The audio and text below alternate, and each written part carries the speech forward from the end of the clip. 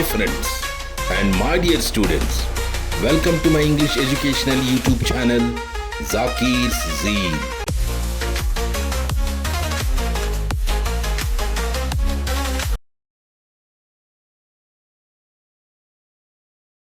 Please subscribe to my YouTube channel and press bell icon for the notification of new videos.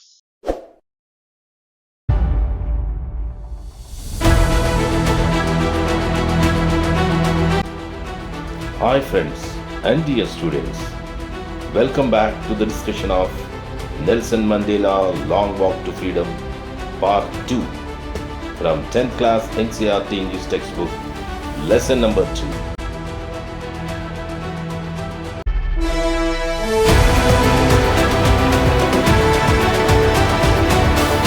Nelson Mandela Long Walk to Freedom Part 2.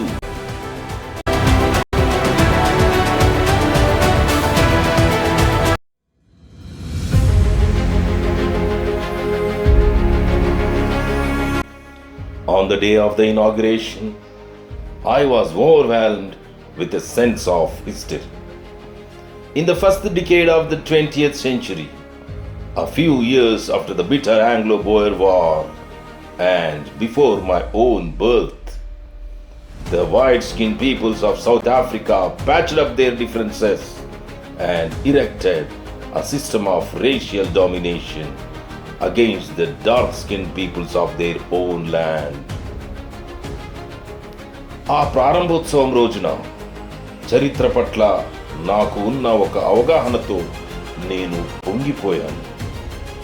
20వ శతాబ్దపు మొదటి దశాబ్దంలో భయంకరమైన Anglo Boer యుద్ధం జరిగిన కొన్ని సంవత్సరాల తర్వాత మరియు నేను పుట్టక ముందు దక్షిణాఫ్రికాలోని తెల్ల జాతీయులు అంటే యూరోపియన్ ప్రజలు తమ మధ్య ఉన్న విభేదాలను సరిదిద్దుకొని నల్ల జాతీయులకు అంటే సౌత్ ఆఫ్రికా ప్రజలకు వ్యతిరేకంగా వారి సొంత దేశంలోనే వారిని అణచివేస్తూ వారిపై ఒక జాతి ఆధిపత్యపు వ్యవస్థను నిర్మించారు.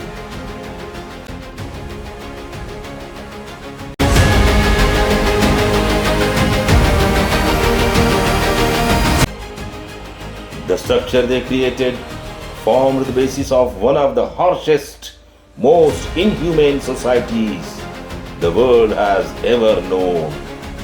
Now, in the last decade of the 20th century and my own 8th decade as a man, that system had been overturned forever and replaced by one that recognized the rights and freedoms of all peoples, regardless of the color of their skin. వారు సృష్టించిన ఈ జాతీయ ఆధిపత్యపు వ్యవస్థ యొక్క నిర్మాణం ప్రపంచానికి ఇప్పటి వరకు తెలిసిన అత్యంత కఠినమైన అత్యంత అమానవీయమైన సమాజాలలో ఒకటిగా ఈ సౌత్ ఆఫ్రికాలోని సమాజం మారడానికి మూలమైంది. ఇప్పుడు ప్రస్తుతం 20వ శతాబ్దపు చివరి దశాబ్దంలో మరియు నేను మనిషిగా 8వ దశాబ్దంలోకి అడుగడిన తర్వాత అంటే నాకు 80 సంవత్సరాలు నిండిన తర్వాత ఆ అత్యంత కఠినమైన వ్యవస్థ శాశ్వతంగా తారుమారు చేయబడింది మరియు జాతి వర్ణం వంటి వాటితో సంబంధం లేకుండా అన్ని రకాల ప్రజల యొక్క హక్కులు మరియు స్వేచ్ఛలను గుర్తించే ఒక మంచి వ్యవస్థతో మార్పు చేయబడింది.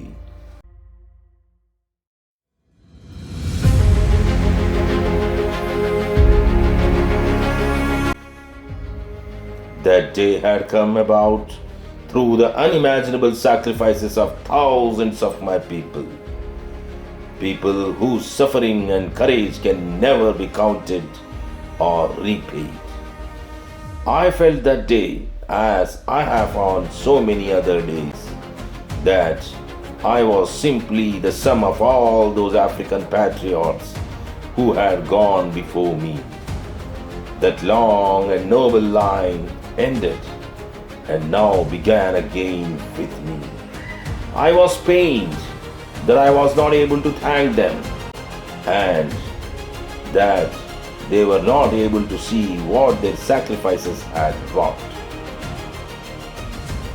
ఆ రోజు అంటే ఆ స్వేచ్ఛాయుతమైన రోజు వేల మంది నా ప్రజల ఊహించలేనన్ని త్యాగాల ద్వారా వచ్చింది. వారి బాధలు మరియు ధైర్యాన్ని ఎప్పటికీ లెక్కించలేము లేదా తిరిగి చెల్లించలేము. ఆ రోజు నాకు చాలా ఇతర రోజుల మాదిరిగానే నాకంటే ముందు వెళ్ళిపోయిన ఆ ఆఫ్రికన్ దేశభక్తుల అందరి మొత్తాన్ని నేనే, ఆ కూడికను నేనే అని నాకు అనిపించింది. ఆ సుదీర్ఘమైన మరియు ఉన్నతమైన శకం ముగిసింది మరియు ఇప్పుడు నాతో మళ్ళీ ప్రారంభమైంది. నేను వారికి కృతజ్ఞతలు చెప్పలేకపోయానని మరియు వారి త్యాగాలు ఎటువంటి వ్యవస్థ రూపుదిద్దుకోవడానికి దోహదపడ్డాయో వారు చూడలేకపోయారని చాలా బాధపడ్డాను.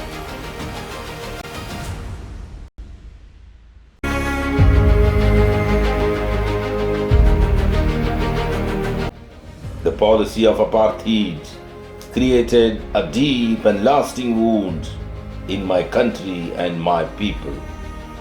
All of us will spend many years, if not generations, recovering from that profound hurt. వర్ణ వివక్ష విధానం నా దేశంలో మరియు నా ప్రజలలో లోతైన మరియు శాశ్వత గాయాన్ని సృష్టించింది. మనమందరం ఆ లోతైన తీవ్ర గాయం నుండి కోలుకోవడానికి తరతరాలు కాకపోయినా చాలా సంవత్సరాలే గడపవలసి ఉంటుంది.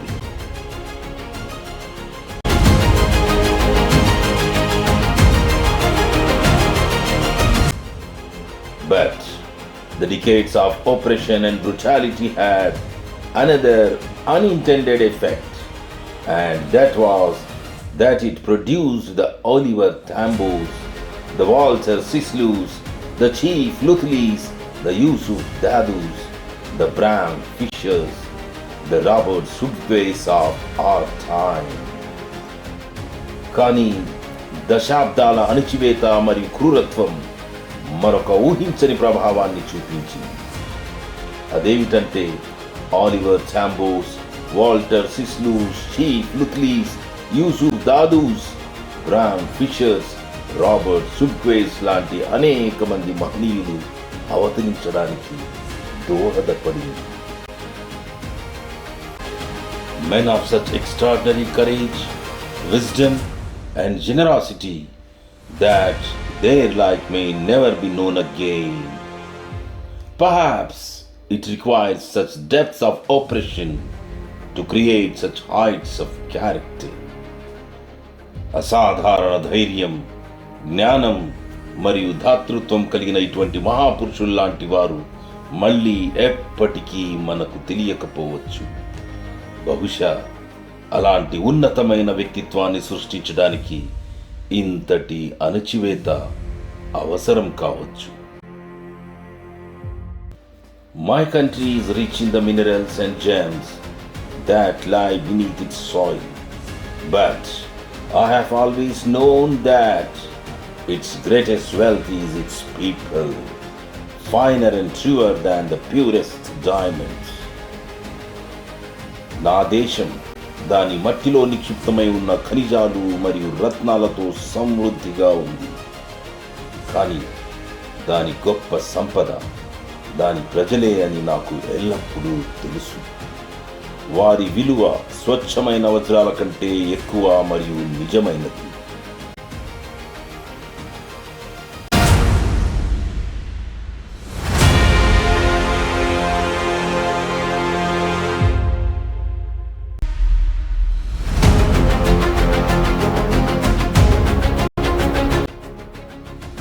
It is from these comrades in the struggle that I learned the meaning of courage. Time and again, I have seen men and women risk and give their lives for an idea. I have seen men stand up to attacks and torture without breaking, showing a strength and resilience that defies the imagination. I learned that courage was not absence of fear, but the triumph over it. The brave man is not he who does not feel afraid, but he who conquers that fear. పోరాటంలో ఈ సహచరుల నుండే నేను ధైర్యం అంటే ఏమిటో నేర్చుకున్నాను. ఒక ఆలోచన కోసం స్త్రీ పురుషులు సాహసించి ప్రాణాలను అర్పించడాన్ని నేను పదే పదే చూశాను. పురుషులు దాడులకు, హింసలకు ధైర్యంగా ఎదురు నిలిచి ఊహకు అందని బలం మరియు స్థితిస్థాపకతను ప్రదర్శిస్తూ ముందుకు సాగడం నేను చూశాను. ధైర్యం అంటే భయం లేకపోవడం కాదని, దానిపై విజయం సాధించడమేనని నేను తెలుసుకున్నాను. ధైర్యవంతుడు అంటే భయపడనివాడు కాదు, ఆ భయాన్ని జయించేవాడు.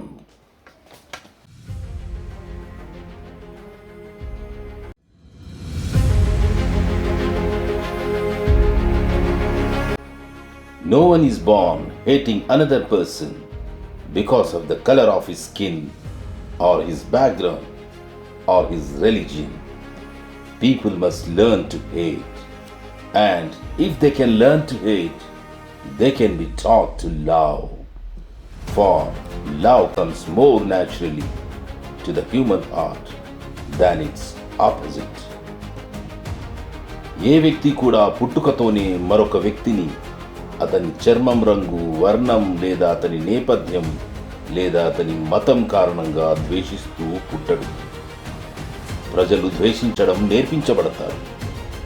వారు ద్వేషించడం అనేది నేర్చుకోగలిగినట్లయితే వారికి ప్రేమించడం అనేది కూడా నేర్పించగలగాలి.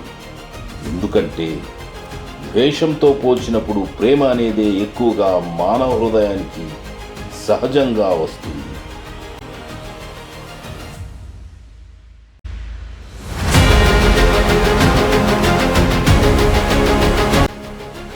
Even in the grimmest times in prison, when my comrades and I were pushed to our limits, I would see a glimmer of humanity in one of the guards.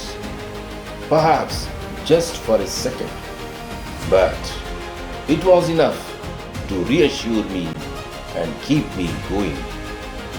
Man's goodness is a flame that can be hidden but never be extinguished. జైలులో అత్యంత దారుణమైన సమయాల్లో కూడా నేను మరియు నా సహచరులు మా పరిమితులకు మించి, అంటే మేము భరించలేనంతగా శిక్షింపబడినప్పుడు అక్కడ ఉన్న గార్డులలో ఒకరిలో మానవత్వం యొక్క మెరుపును నేను చూసేవాడిని. బహుశా అది ఒక్క క్షణమే అయ్యుండొచ్చు, కానీ అదే నాకు నేను భరోసా కల్పించుకోవడానికి మరియు నన్ను ముందుకు నడిపించుకోవడానికి సరిపోయేది. మనిషి మంచితనం అనేది ఒక జ్వాల వంటిది. దానిని దాచగలం, కానీ ఎప్పటికీ ఆరిపోనివ్వలేము.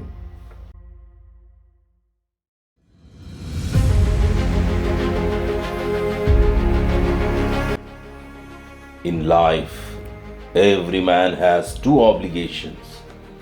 Obligation to his family, to his parents, to his wife and children. And he has an obligation to his people, his community, his country. జీవితంలో ప్రతి మనిషికి రెండు బాధ్యతలు ఉంటాయి. తన కుటుంబం పట్ల, తల్లిదండ్రుల పట్ల, భార్యాపిల్లల పట్ల మరియు తన ప్రజల పట్ల, సమాజం పట్ల, దేశం పట్ల అతనికి బాధ్యతలు ఉంటాయి. In a civil and human society, each man is able to fulfill those obligations according to his own inclinations and abilities. But in a country like South Africa, it was almost impossible for a man of my birth and color to fulfill both of those obligations. పౌర సమాజం మరియు మానవతా సమాజంలో ప్రతి మనిషికి తన సొంత అభిరుచులు మరియు సామర్థ్యాల ప్రకారం ఆ బాధ్యతలను నెరవేర్చగలడు. కానీ దక్షిణాఫ్రికా వంటి దేశంలో నాలాంటి పుట్టుక మరియు నాలాంటి రంగు ఉన్న వ్యక్తికి ఆ రెండు బాధ్యతలను నెరవేర్చడం దాదాపు అసాధ్యం.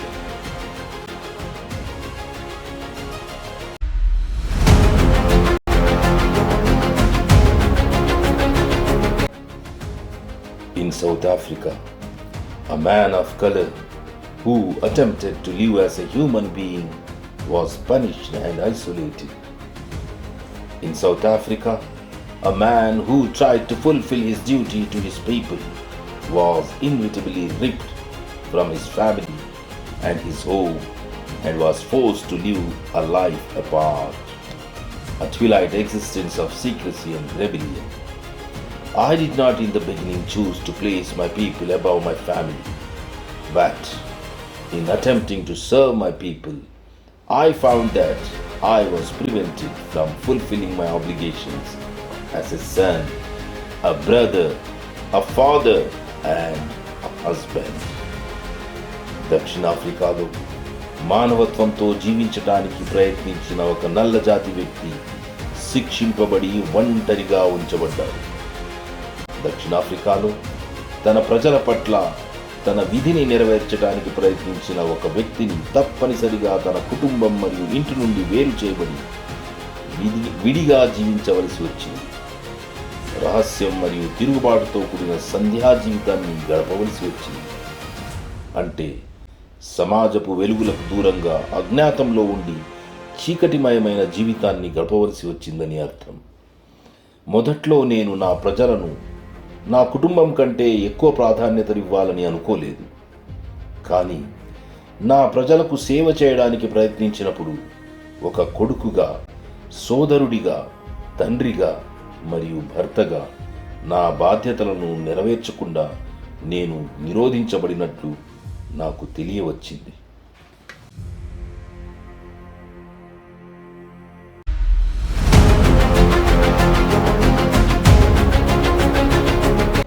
I was not born with a hunger to be free.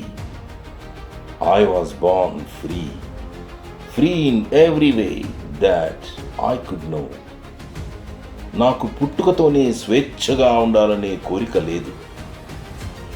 నేను స్వేచ్ఛగానే పుట్టాను. నాకు తెలిసిన ప్రతి అంశంలోనూ అన్ని విధాలుగా కూడా స్వేచ్ఛగానే ఉన్నాను.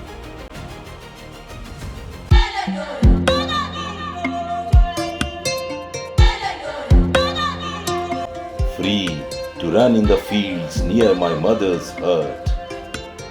నా తల్లికి చెందిన గుడిసె దగ్గర పొలాల్లో స్వేచ్ఛగా పరిగెత్తడానికి.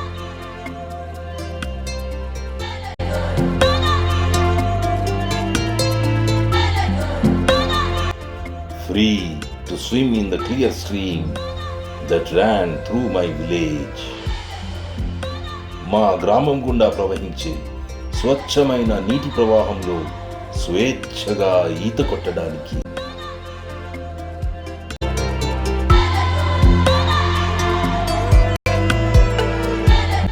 Free to roast mealies under the stars. నక్షత్రాలతో నిండిన విశాల ఆకాశం క్రింద స్వేచ్ఛగా మొక్కజొన్న కంకులను కాల్చుకోవటానికి.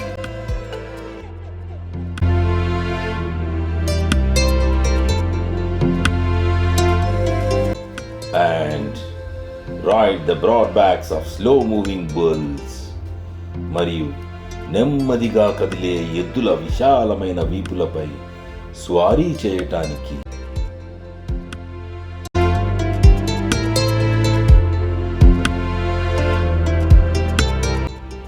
As long as I obeyed my father and abided by the customs of my tribe, I was not troubled by the laws of man or God.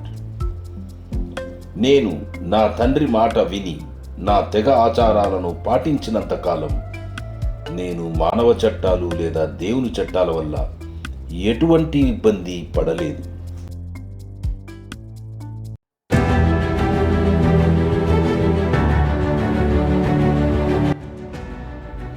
It was only when I began to learn that my boyhood freedom was an illusion, when I discovered as a young man that my freedom had already been taken from me, that I began to hunger for it. At first, as a student, I wanted freedom only for myself. The transitory freedoms of being able to stay out at night, read what I pleased, and go where I chose. Later, as a young man in Johannesburg, I earned for the basic and honorable freedoms of achieving my potential, of earning my key, of marrying and having a family, the freedom not to be obstructed in a lawful life. నా బాల్యంలో నా స్వేచ్ఛ ఒక భ్రమ అని నేను తెలుసుకోవడం ప్రారంభించినప్పుడు, యువకుడిగా నా స్వేచ్ఛ ఇప్పటికే నా నుండి తీసుకోబడిందని నేను తెలుసుకున్నాక, నేను దానికోసం ఆకలితో అలమటించడం ప్రారంభించాను. మొదట విద్యార్థిగా నేను నా కోసం మాత్రమే స్వేచ్ఛను కోరుకున్నాను. రాత్రిపూట బయట ఉండి నాకు నచ్చినది చదివి నేను ఎంచుకున్న చోట వెళ్ళగలిగే తాత్కాలిక స్వేచ్ఛను, తర్వాత జోహన్నాస్బర్గ్లో ఒక యువకుడిగా ఉన్నప్పుడు నా సామర్థ్యాన్ని సాధించడం, నా ఆస్తిని సంపాదించడం, వివాహం చేసుకోవడం మరియు కుటుంబాన్ని కలిగి ఉండడం వంటి ప్రాథమిక మరియు గౌరవప్రదమైన స్వేచ్ఛల కోసం నేను కోరుకున్నాను. చట్టబద్ధమైన జీవితంలో అడ్డంకులు లేని స్వేచ్ఛ ఉండాలని కోరుకున్నాను.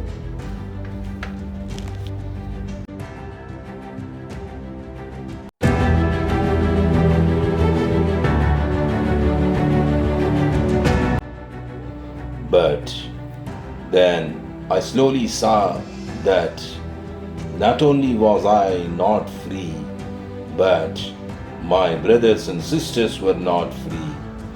I saw that it was not just my freedom that was curtailed, but the freedom of everyone who looked like I did. కానీ తర్వాత నెమ్మదిగా నేను ఏమి గ్రహించానంటే, నేనే కాదు, నా దేశ సోదరులు మరియు సోదరీమణులు కూడా స్వేచ్ఛగా లేరు అనే విషయాన్ని గ్రహించాను. నా స్వేచ్ఛ మాత్రమే కాదు, నాలా కనిపించే ప్రతి ఒక్కరి స్వేచ్ఛ కూడా హరించబడిందని నేను గ్రహించాను.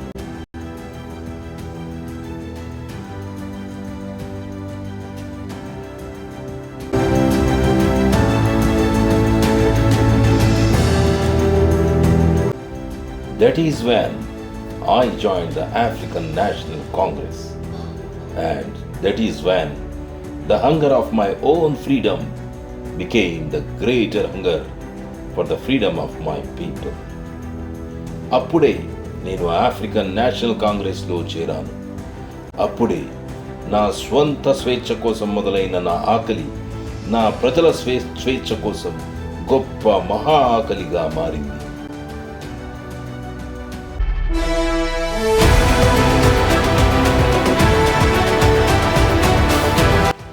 It was this desire for the freedom of my people to live their lives with dignity and self-respect that animated my life, that transformed a frightened young man into a bold man. నా ప్రజలు గౌరవంగా, ఆత్మగౌరవంతో జీవించాలంటే స్వేచ్ఛ కావాలి అనే ఈ కోరిక నా జీవితాన్ని ఉత్తేజపరిచి అనేక మార్పులకు లోనయ్యేలా చేసింది. భయపడుతూ ఉండే ఒక యువకుడినైన నన్ను ధైర్యవంతునిగా మార్చింది.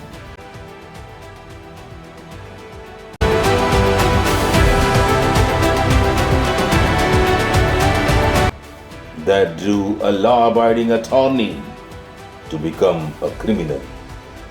చట్టాన్ని గౌరవించి దానికి బద్ధుడనై ఉండే ఒక న్యాయవాదినైన నన్ను ఒక నేరస్తుడిగా మార్చింది.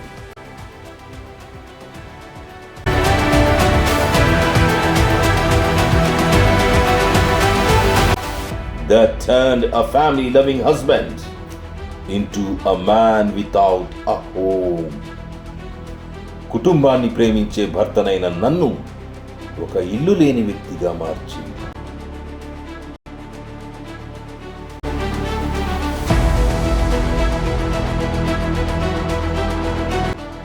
That forced a life-loving man to live like a monk. జీవితాన్ని ప్రేమించే మనిషినైన నన్ను బలవంతంగా ఒక సన్యాసిగా జీవించేలా చేసి,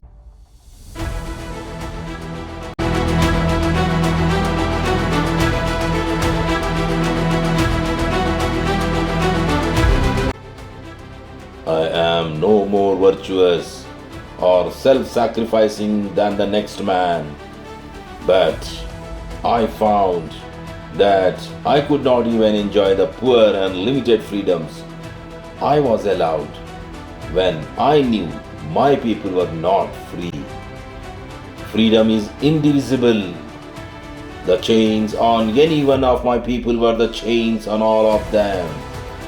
The chains on all of my people were the chains on me.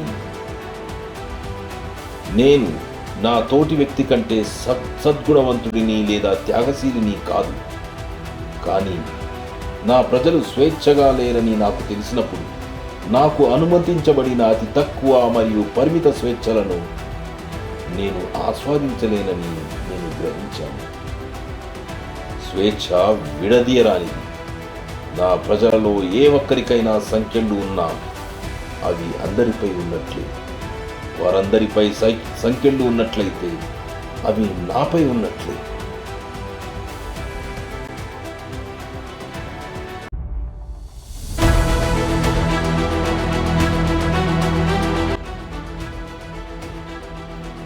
I knew that the oppressor must be liberated just as surely as the oppressed. A man who takes away another man's freedom is a prisoner of hatred. He is locked behind the bars of prejudice and narrow-mindedness. అణచివేతదారుడు అంటే అణచివేతకు గురి చేసిన వ్యక్తి కూడా అణచివేతకు గురైన వ్యక్తిలాగే విముక్తి పొందాలని నాకు తెలుసు. ఒక వ్యక్తి యొక్క స్వేచ్ఛను హరించే మరో వ్యక్తి ద్వేషమనబడే బందీఖానాలో ఖైదీ అయి ఉన్నట్టే. అతను పక్షపాతం మరియు సంకుచిత మనస్తత్వం అనబడే కటకటాల వెనుక బంధింపబడి ఉన్నట్టే.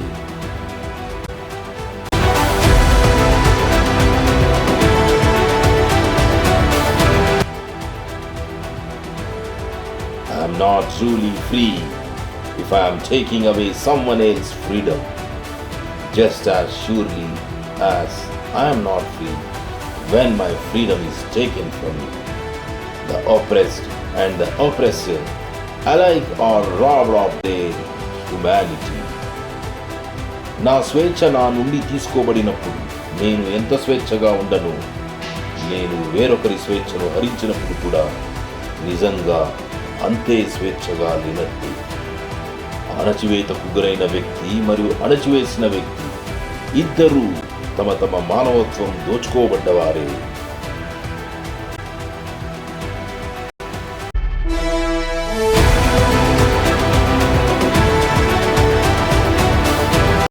Thank you for watching this video. Yours, Zakir Hussain. Please like this video, leave a comment and share to your friends. Have a nice day.